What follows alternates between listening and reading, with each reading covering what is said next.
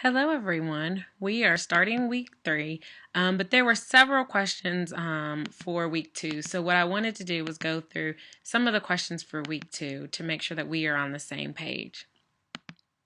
So, some of the questions that I had were still sort of some confusion about central tendency, mode, median, and mode. What the mode signifies is most. So, in this instance, we are looking at what number is there the most? And we have 3 numbers here for 98. We have 2 for 97, 2 for 78, 1 for 50, and 1 for 49. And so the answer would be 98. And what mode is it's sort of, I try to remember long O. So mode and most, whatever number we have the most of. Median is whatever number falls in the middle of the numbers when we line them up in order. So they're all lined up in order, smallest to largest or largest to smallest, it doesn't matter. And there are 9 numbers. So if we count 1, 2, 3, 4, 5, we're going to end up here. And this will be the median.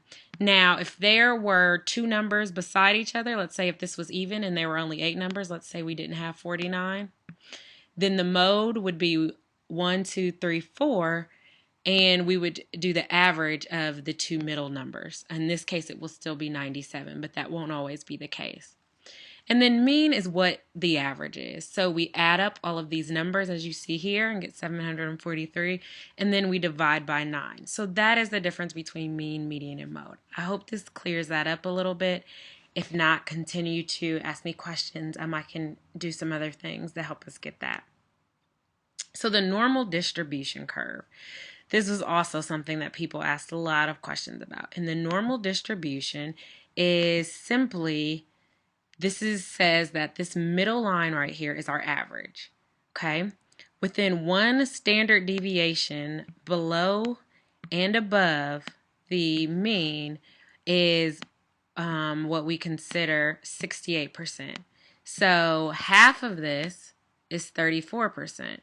So what we'll get, sorry about that, what we'll get is 34% of the numbers will fall plus or minus the standard deviation. So all that's saying is that all of the scores fall, 68% of them are either plus 1 standard deviation or minus 1 standard deviation of the average. So basically the question becomes, what's a z-score? And this was the question.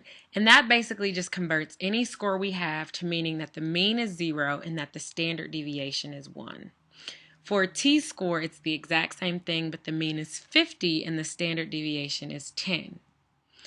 So we had some questions on exam number 16. If Taylor's raw score on the mathematics test on Monday was 80, the group mean was 50, and the standard deviation was 30, then Taylor's percentile rank would be. And we can use this to kind of figure that out. Here would be her mean score, which would be 50. Okay? So the standard deviation was plus 30. So here we would be 80, and it would be minus 30 here, so it would be 20.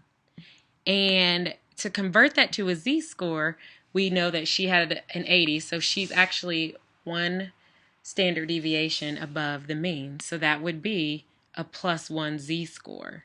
In this case, we're looking at percentile rank, and really what you can do is just sort of draw the line down here. And this is obviously not very straight. And that's going to give us right around 84th percentile. This line's a little off, so, but that was the answer for that question. We're moving into reliability. And what reliability is going to help us do is look at, is this reliable? And basically that means, is the measurement consistent? If I give this in my class today, will my students answer the same way today and tomorrow, or is this measuring something that bounces around a lot? And this helps us select useful instruments and interpret the results. I have added some videos, so please, please, please look at this stuff if you have more questions. Thank you and have a great day. Bye.